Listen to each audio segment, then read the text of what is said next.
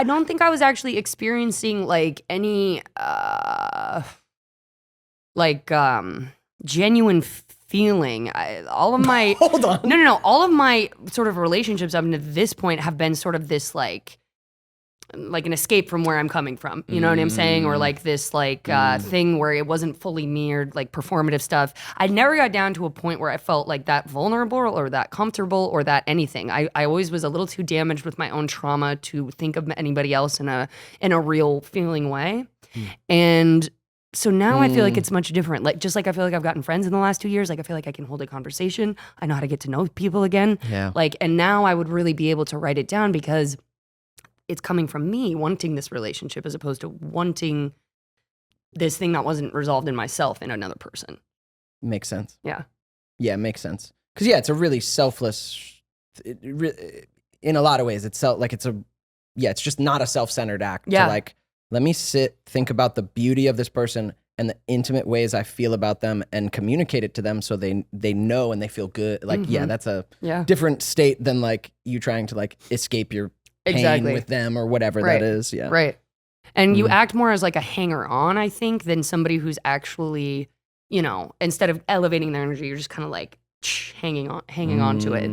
And that can feel like love. You can feel like you want to do everything for each other and always be around each other. But really it was like not, you know what I mean? Yeah. I didn't value myself and I didn't value him at that moment, That's wild. Deep.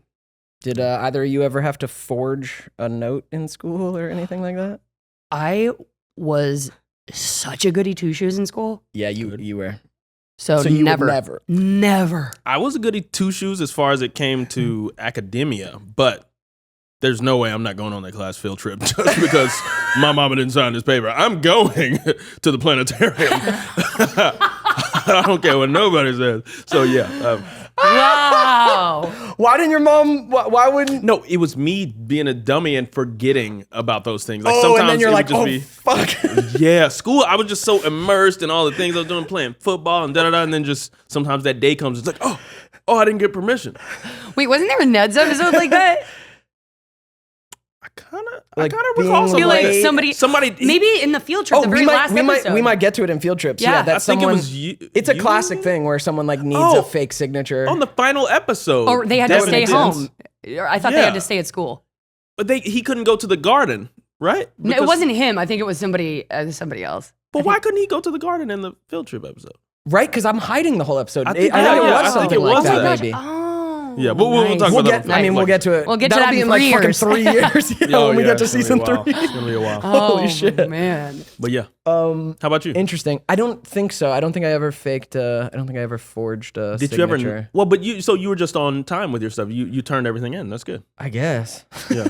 Okay. I guess I was the last. Like when it came to schoolwork, dude, I was that classic fucking procrastinator where like I could get a good grade if I did the work, but why would I always do this to myself? Even now it happens sometimes. I guess it's just my creative process. Okay, anyways, it's just like waiting until the last goddamn minute and then finishing it with no time and this hyper-stressed energy. Like that was my move. Barely legible. On like big projects that I should have taken a week to do. All of a sudden the night before I'm like doing it and like my mom's like, why do you do this every time? Because then she has to like pick up the slack or like make sure I have the poster board I need or whatever, and I did it every fucking time. I remember that. And then you would get like a little 7-pack or whatever. Use one and never use the other tuck one. the other one away forever. Bruh. Yeah, dude. I still am kind of that way where like until that necessity is on me, I got time.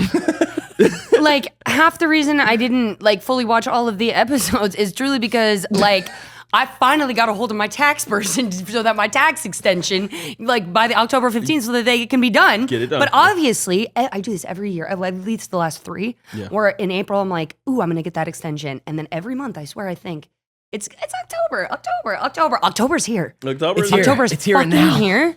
And anyway, it stresses me out every time, but I agree. Unless there's like an impetus to like really do it, I kind of am a bare minimum person. The rest of the time I like to like, I do. And when I try and take the judgment off myself for being that way, I really like to look at it as like, No, that's smart. Like biologically, you're being efficient. Like no extra. You know what I mean? No extra, no. Like you're taking care of what needs to be taken care of. Right? And if it can be done the night before, then I mean, hey, I'm gonna do it then. Why did I need to take a whole week to do it? Yeah. Yeah, I don't real. know. It's sometimes like, gosh, all that time can really be a constraint. I have been learning like I've done that enough times when it comes to like booking flights or like booking an Airbnb or a hotel for a trip that I know I'm going on. I've done it enough times where like, oh, I could book this right now. Nah. And then when I go to actually book it, like the price is tripled, there's less options. And I'm like, no, dude, do things like that early. I'm getting better at that, at learning what things, like handle that, dude. Handle that early. You kind of have to, man, because it sucks because you'll come up with all these excuses for yourself too, you know? It's like, oh, well, I I shouldn't be going on the trip if I can't spend $500 on a... It's like, but you could have gotten it for $250. But screw all that. It's tough, man. But yeah, guys, please just do it now. When it pops in your head and you know that it's something where there's a finish line or a date that's going to start approaching, a deadline, do it before that deadline. I mean, I guess that's we should all know to do that. That's common sense, but sometimes common sense is not common. And we're all human. I also think that while it can get done, how much quality are you actually sacrificing by, like, what is the potential of that project that you're sacrificing, right? By not having put in, any time into it to make it the best thing it can be. It's like like just whipping something up overnight. I just feel like a lot is lost in creative potential. Definitely. You're right.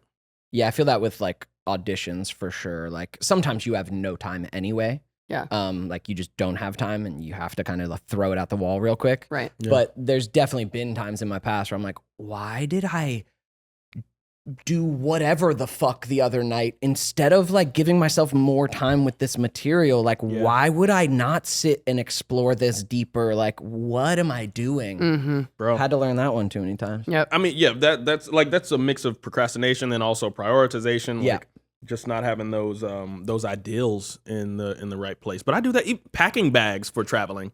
I mess around and don't pack my bag until the morning of. I could have a flight at like 5 a.m. And I'm like, well, I got to be up at 3 so I can... Well, not even 2 a.m. 2 a.m. in L.A. No wonder you were late to our fucking flight. Yeah, it was because the He's bag. never going to let you forget that. No, he's never. I love Dang. it. Like, I love how late. Yeah. Like, I Bro, love, like, it was like full last plane person boarding. boarding. No, and I believe I was the only person who could have made that flight and being that late.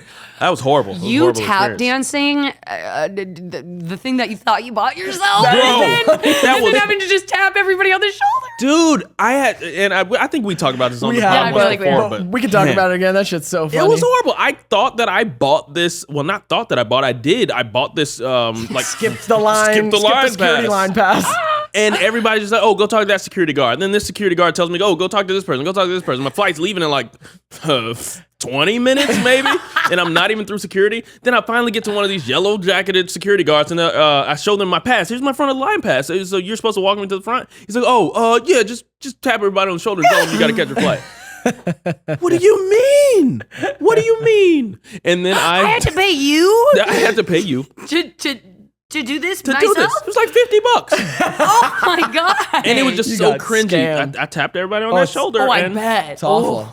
Yeah, Spirit Airlines, guys, don't I mean, do it. Yeah, I've beat that part of my like I've gotten so much better at packing. I wouldn't do it the morning of, but I would leave it until the night before, and then I'd be up really late rather than like resting or feeling calm. I'd be like up packing and my brain half working. Yeah. I've started to get better at that, where like, let me pack at least the like day before, like morning before or 2 days before. Like, let me be So done. you don't forget something. 2 days. Mm-hmm. 2 days. And then airports, I try and get to, I'll be there early, dude. I'll fucking read, I'll fucking shop, like, not really, I'll just look at shit. Like, I'd rather be there an hour and a half early than feel those It's feelings. so much stress, man. Dude, I'm sure I've taken years off my life from trying to force something that could have been so simple. Yeah. Yeah. I mean, yeah. Yeah.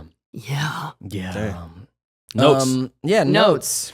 What else with notes? Notes, I mean, I guess marks, report cards. I don't know if that's really notes, but I just want to segue there. Did you guys ever have to have your parents sign your report card to let the teacher know? Yeah. Always. I think through some schooling, yeah. I got a huge spanking once because we back in Mississippi, we had this like garage, and there was like this one section that none of us ever kind of went to. Like my parents, like they put all their old stuff there, and I had been stashing report cards under there. And then one day, or actually 1 week, I overhear my dad saying, "Yeah, we got to clean out the garage. You got to clean out the garage." And I never really, paid attention to it. But this was like maybe 2 years of kind of report cards. Just only the report cards that weren't so great. And it was like if I had gotten like a talking too much in class. It wasn't about the grades. Those were all like A's, B's, but talking too much. What did you tell the teacher when you were supposed to have the thing signed? You just bullshit? I don't know. So maybe those teachers were just not on top of their stuff enough because they let me slide by. My parents never got calls or anything. Or maybe, I guess maybe for the behavioral stuff, but maybe your grades were just like good enough to where you really only require it from. But it was the talking too much, that class clown thing. And I remember my dad waited for me to get out of the shower. No! Had the belt ready. No! I cleaned out the garage, Dad. What is this? All these report cards you ain't da-da-da-da-da-da. And then my mom just like, damn. And my mom was a teacher. She's just so sad. Thanks so much for watching this clip of the Ned's Declassified Podcast Survival Guide. If you want the full episode, go check out the Ned's Pod YouTube channel at the link in the description. And if you want even more of us in your life, check out our Patreon. The link is also in the description. Thanks for tuning in.